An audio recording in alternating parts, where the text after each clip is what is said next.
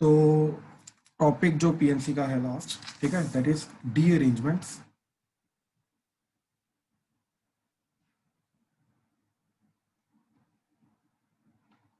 ठीक है, know what is the meaning of D arrangements, पहले इसको ना ध्यान से समझ लो। ठीक है, मान लो हमारे पास 3 लेटर बॉक्सेस हैं। ठीक, box 1, box 2, box 3।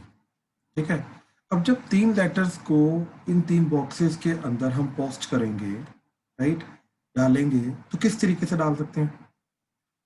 Letter 1, letter 2, letter 3, letter 1, letter 3, letter 2, letter 2, letter 1, letter 3, letter 2, letter 3, letter 1, letter 3, letter 1, letter 2, lastly letter 3, letter 2, letter 1। हाँ जी, कह रहा है ये चीज अरेंजमेंट कर दी ना 3 चीजों की, दैट्स इट। ठीक है, अब ध्यान से देखो जरा, what is the meaning of this? ये जो चीज है, इस चीज का मीनिंग क्या है? इसका मतलब ये है कि बॉक्स 1 के अंदर लेटर 1 जा रही है, बॉक्स 2 के अंदर लेटर 2 जा रही है, बॉक्स 3 के अंदर लेटर 3 जा रही है। बेसिकली पता क्या चीज है? जो लेटर 1 है उसके ऊपर लिख रखा है कि ये बॉक्स 1 की है, लेटर 2 के ऊपर लिख रखा है ये बॉक्स 2 की है, एंड लेटर 3 के ऊपर लिख रखा है ये बॉक्स 3 की है। लेकिन हम डाल तो किसी भी तरीके से सकते हैं ना।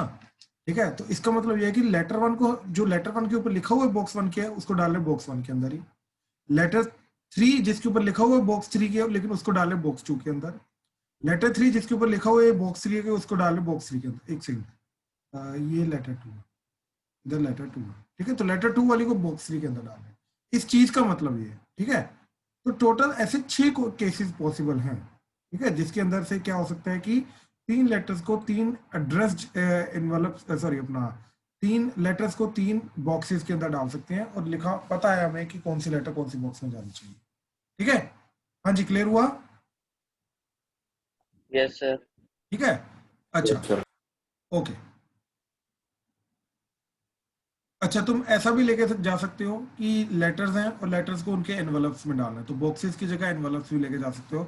और एनवलप्स के ऊपर मेंशन्ड है कि कौन सा लेटर कौन से के ऊपर जाएगा। कहने का मतलब कि एड्रेसेस मैच कर रहे हैं, लेटर का और जो एनवलप है उसका एड्रेसेस वगैरह मैच कर रहे हैं। ठीक है, अच्छा, अब यहाँ पे डी अरेंजमेंट्स के तरीके बेसिकली का मतलब क्या है? ठीक है, डी अरेंजमेंट्स का मतलब ये है कि एक भी लेटर अपने सही एनवलप में ना जाए, सारे के सारे गलत होने चाहिए। That is the meaning of D arrangement. ठीक है, तो डी अरेंजमेंट का मतलब क्या होता है कि एक भी चीज जो है अपने सही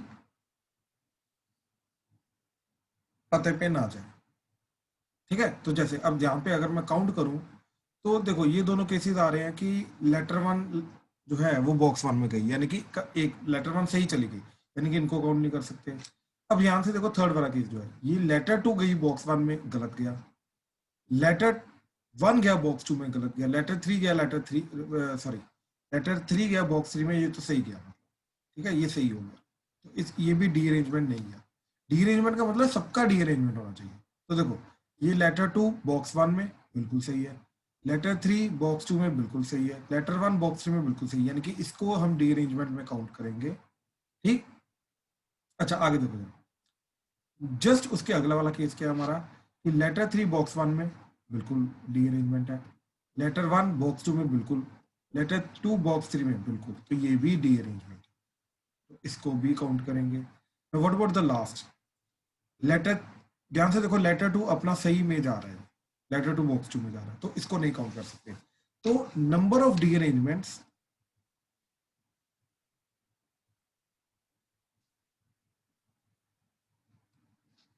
of 3 objects is 2। Number of derangements of 3 objects is 2। हाँ जी, प्लीज कंफर्म करो, क्लियर हुआ? डी अरेंजमेंट का मतलब क्या होता है? हाँ जी, यस सर। रितेश, उदय, आर्यन, क्लियर है? कोई डाउट तो नहीं? ठीक है, अच्छा, इस चीज को हर बार काउंट तो नहीं करेंगे, तो मैथमेटिकली कोई फॉर्मूला होना चाहिए इसको निकालने का, राइट? तो number of derangements of n objects is given as number of derangements of n objects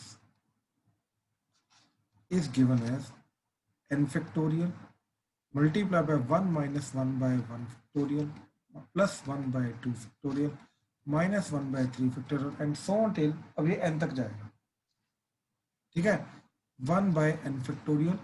अब ध्यान से एक चीज चेक करो, n ओड है ये इवन है, इसके ऊपर डिपेंड करेगा कि इधर प्लस आएगा या माइनस आएगा। अगर तो देखो 1 है 3 है तो ओड, मतलब ओड है तो नेगेटिव आ जाएगा, यानी कि अगर n ओड है तो इधर माइनस पे खत्म हो जाएगा, और अगर n इवन है तो यहाँ पे प्लस पे खत्म हो जाएगा। अपने आप ही किस पे खत्म होगा ये डिपेंड करता है कि n की वैल्यू क्या है, ठीक है। जैसे number of derangements of 3 objects क्या होगा, ठीक है। एग्जांपल जो अभी जस्ट हमने ऊपर किया, तो 3 factorial 1 minus 1 by 1 factorial plus 1 by 2 factorial minus 1 by 3 factorial. तो बेसिकली ये 3 तक जाना चाहिए, दैट्स इट। तो 3 तक चला गया। और ध्यान से देखो इसकी वैल्यू निकालनी है, तो इसकी वैल्यू क्या आएगी, 3 factorial is 6 into 1 minus 1 plus 1 by 2 minus 1 by 6। देखो ये 1 1 कटा, तो 6 इंटू 1 बाय 2 माइनस 1 बाय 6, तो दैट इज 6 इंटू ये एलसीएम लेने के बाद कितना चला जाएगा, 3 माइनस 1 डिवाइडेड बाय 6, 6 कटा तो दैट इज। तो कहने का मतलब 3 चीजों के total number of D arrangement जो जाएंगे वो जाएंगे 2। हाँ जी प्लीज कंफर्म करो, क्लियर है, समझ आया फॉर्मूला क्या है? Yes sir. ठीक है, तो ये फॉर्मूला तुम्हें याद होना चाहिए, ठीक है।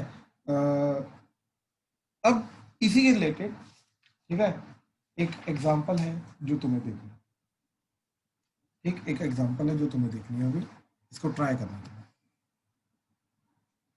Question is let there are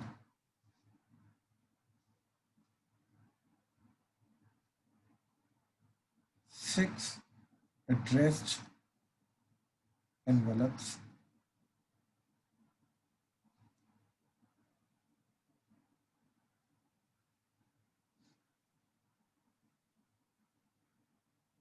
and n letters.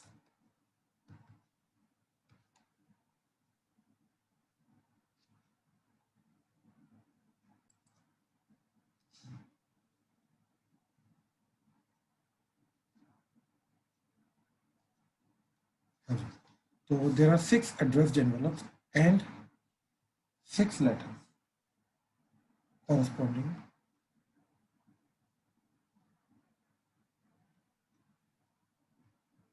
to 6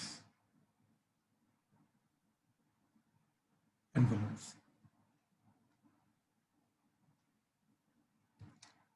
ठीक है, find the number of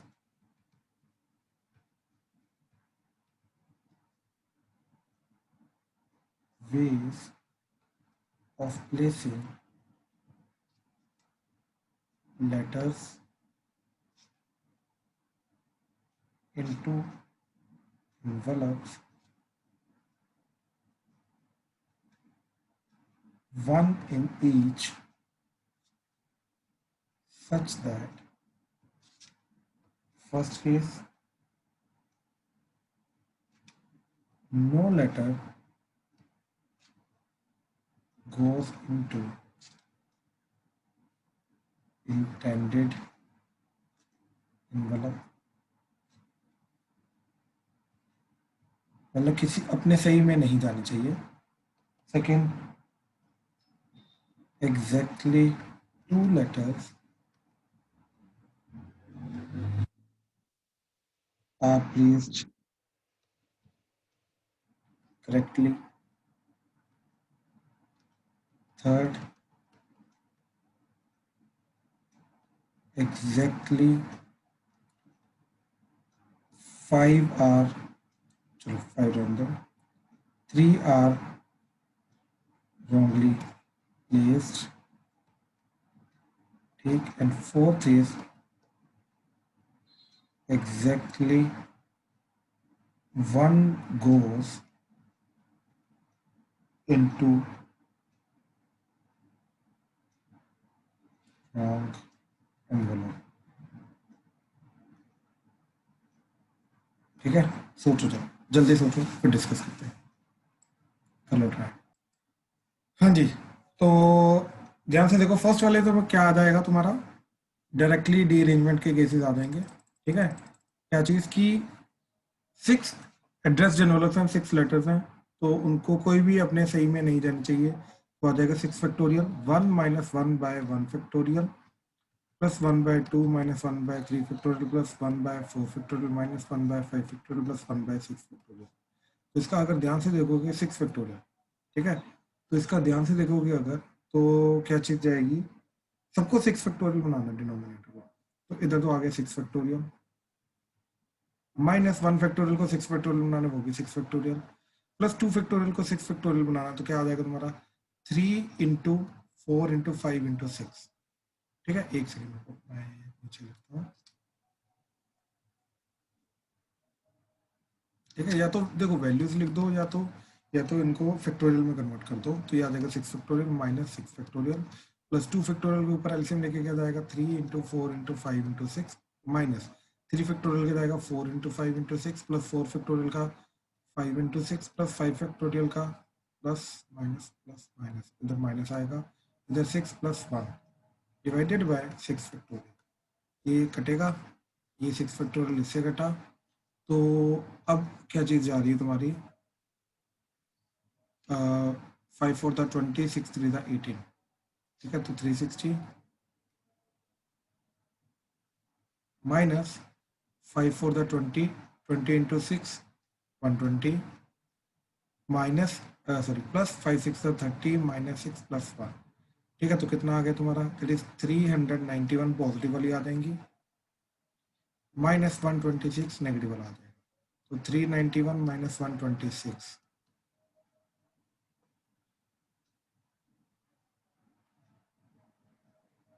ठीक है, तो 265 सही है, प्लीज कंफर्म करो। Yes sir. रितेश आ रहा है? Yes sir. तो मैंने ठीक है, मतलब इवैल्यूएट नहीं किया था, मैंने वो उसमें फैक्टोरियल में छोड़ दिया। ठीक ठीक है, लेकिन उसको काउंट वगैरह करना है। ठीक है, चलो अब आगे देखो। ओके। सेकंड में क्या बोल रहा है, exactly two letters are placed correctly. ठीक है, तो यार अगर exactly two letters correctly placed हैं, तो वो कौन सी दो लेटर्स है जो करेक्टली प्लेस्ड हैं, वो तो हमें पता ही नहीं है कुछ। ठीक है, two letters are correctly placed, लेकिन वो कौन सी दो लेटर्स है जो करेक्टली प्लेस्ड हैं, वो तो पता ही नहीं है हमें। ठीक, तो इसलिए हमने क्या किया, पहले NC2 करके पहले दो लेटर्स को सिलेक्ट किया जिनको करेक्टली प्लेस करना है। अब ध्यान से सोचो, अगर दो लेटर्स को करेक्टली प्लेस करना है, अपने अपने एनवेलप में डालना, तो कितने नंबर ऑफ वेज होंगे उसके। अब सर आप, सर एक रिपीट करना। मैं बोल रहा हूँ कि दो लेटर्स को करेक्टली प्लेस करना है, तो दो लेटर्स को जी। NC2 तरीकों से, NC2 का मतलब क्या है 62, क्योंकि टोटल 6 है ना हमारे पास। Yes sir. तो उन दोनों को सिलेक्ट कर लिया, अब उन दोनों को अपने अपने करेक्ट एनवेलप में डालना, तो कितने नंबर ऑफ वेज से डाल सकते हैं। 2 फैक्टोरियल। भाई 2 फैक्टोरियल, तो इसका मतलब तो ये है कि ये एनवलप 1 है, ये एनवलप 2 है, तो लेटर 1 इधर डाल दिया, टू सर 1 वे 1 वे। 1 वे क्यों,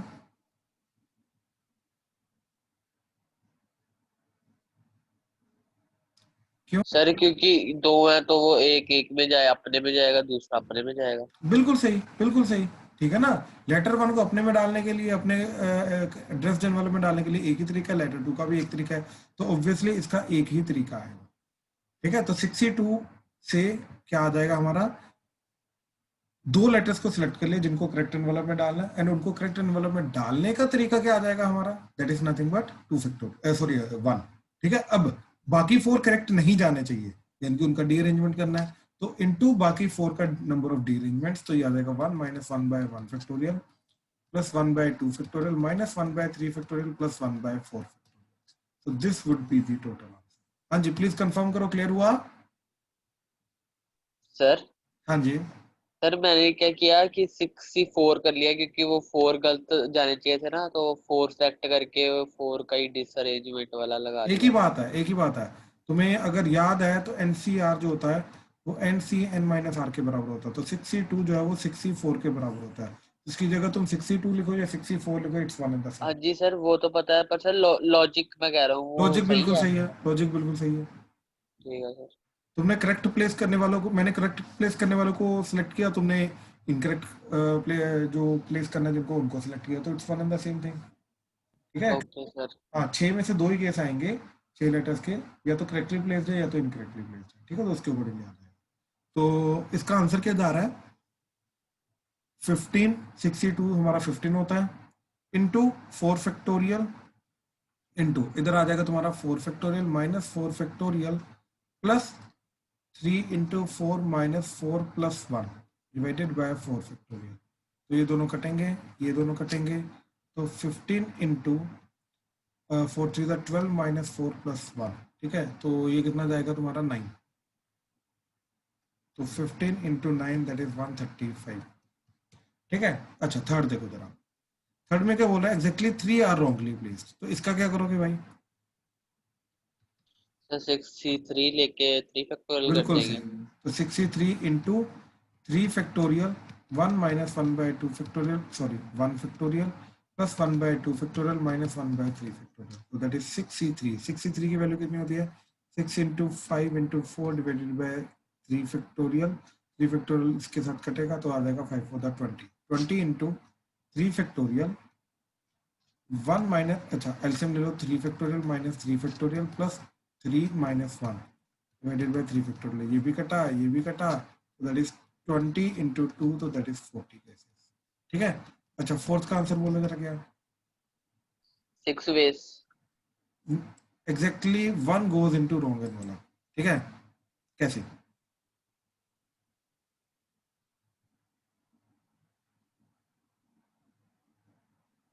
सर आंसर कैसे आया? हम्म, सर मैंने पहले तो सोच के ही निकाला कि हर एक एक बार ही गलत जा सकता है, बाकी पांचों को ठीक होना चाहिए। अच्छा मेरे तो को सर एक चीज ऐसे बता, एक चीज बता सरब, ये देख ये एनवेलप 1 है, ये एनवेलप 2 है, ये एनवेलप 3 है, ये एनवेलप 4 है, ये एनवेलप 5 है, ये एनवेलप 6, ठीक है। अब भाई एक चीज मेरे को बता, सिर्फ एक वो बोल रहा है गलत जाना चाहिए, बात समझा? Yes sir. अब ध्यान से सोच दोबारा, ये 5 अगर करेक्ट चले गए, एक गलत जाने का मतलब बाकी करेक्ट जाने चाहिए ना, 5 समझ आ करेक्ट गया चले सर, गए, 2 तो गलत 6, इकट्ठे जाएंगे। तो कहने का मतलब एक गलत कभी जा सकता है क्या? नो सर, समझ आ गया। एग्जैक्टली तो छठे के पास भी तो एक ही ऑप्शन बचेगी जो उसका खुद का एनवलप है, वो तो गलत जा ही नहीं सकता कभी भी।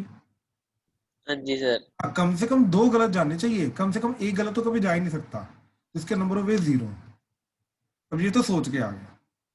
अब मैथमेटिकली कैसे करेंगे कि हमने 6C5 5 को चूज कर लिया जो करेक्ट जाने चाहिए, ठीक है। अब उनको करेक्टली प्लेस करने का तरीका एक, अब जो एक बचा हुआ है उसको रॉन्गली उसकी डी-अरेंजमेंट करें, तो एक चीज की डी-अरेंजमेंट का मतलब क्या 1 फैक्टोरियल 1 माइनस 1 बाय 1 फैक्टोरियल, अब एन की वैल्यू 1 डालेंगे, तो ये वो जो डी-अरेंजमेंट का फॉर्मूला उसके अंदर एन को 1 डाल के आ गया, बात समझे? Yes sir. तो अगर इसके अंदर 1 किया होता भाई, इसी के थ्रू पता चल जाता कि ये चीज 0 जा रही है, ध्यान से देखो 1 माइनस 1 फैक्टर 1 बाय 1 फैक्टोरियल तो 0 होता है, तो ओवरऑल 0 आ जाएगा। क्लियर हुआ? Yes sir. ठीक है। हाँ जी कृतेश, उदय, आर्यन क्लियर है? Yes sir. आर्यन, उदय, आर्यन, चलो ठीक ठीक ठीक ठीक, ठीक है। तो ये टॉपिक था, ठीक है, इस टॉपिक को यहीं पे खत्म करते हैं, and let's take the notes, ठीक है, चलो आ जाओ।